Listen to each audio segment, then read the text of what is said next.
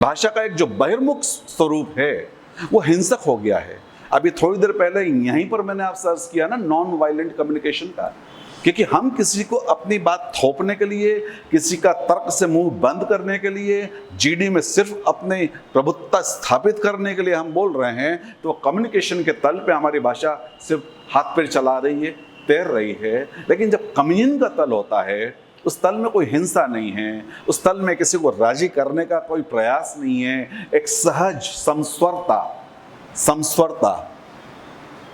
समस्वरता मतलब दो तार हैं, इतने लय में तक कसे हुए हैं कि एक तार को छेड़ते हैं तो दूसरे में अपने आप आवाज आती है, ये समस्वरता कहलाती है। फिजिक्स में इस तरह के बहुत से प्रयोग आपने किए होंगे ध्वनि के, तो वो जो समस्वरता भाषा में आती है तब ये कम्युनियन की बात पैदा होती है। और जब कम्युनियन के तल पे व्यक्ति आ जाता है तो उसकी कम्युनिकेशन की हिंसा भी खत्म हो जाती है और हम दूसरों की हिंसा का सामना करने के लिए भी तैयार हो जाते हैं। भाई, मैं अपने कम्युनिकेशन को अहिंसक बना सकता हूं, मैं अपने कम्युनियन के तल को जगा सकता हूं, मैं दूसरों की जिम्मेदारी थोड़ी ले सकता कि तुम्हारे कम्युनिकेशन को भी मैं अहिंसक बना दूं।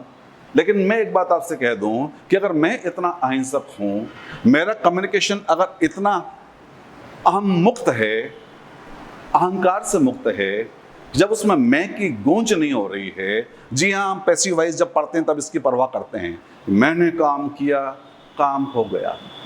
और जब मैं कह रहा हूं कि काम हो गया तो अपने आप तो होता नहीं है, कोई करने वाला तो होता है। और जब मैं उस करने वालों को हाईलाइट नहीं कर रहा हूं और सहज कह रहा हूं कि काम हो गया, तो आपको भी पता है काम किसने किया है। हाँ, मैंने किया है। लेकिन जब मैं अपने मैं को हटा के बात कर रहा हूं तो ये आपको भी दिख रहा है कि व्यक्ति निरअहंकारिता की स्थिति में है। और जब मेरे अहंकार को मैं एक तरफ रख रहा हूं तो आप भी अपने अहंकार को क्यों आगे लाएंगे। जब मेरा अहंकार आपके अहंकार को किसी रूप में आहत कर रहा होगा तभी आपका अहंकार फन फैला के खड़ा होगा।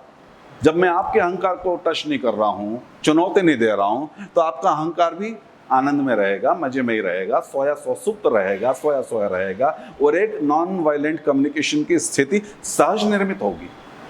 तो हम दूसरों को कंट्रोल करने के बदले अगर खुद की कम्युनिकेशन को इस रूप में नरिश करते हैं, पोषित करते हैं, विकसित करते हैं, उसकी खिलावट में सहयोगी होते हैं, तो दूसरों की कम्युनिकेशन ऑटोमेटिकली हमारे साथ उस वेवलेंथ पे आने लगते हैं। तो भाषा का हिंसक प्रयोग तो होता रहा है, लेकिन हम यहाँ जिस प्रयोग की बात कर रहे हैं वो अहिंसक प्रयोग है। नॉन वायलेंट कम्युनिकेशन की बात हो रही है।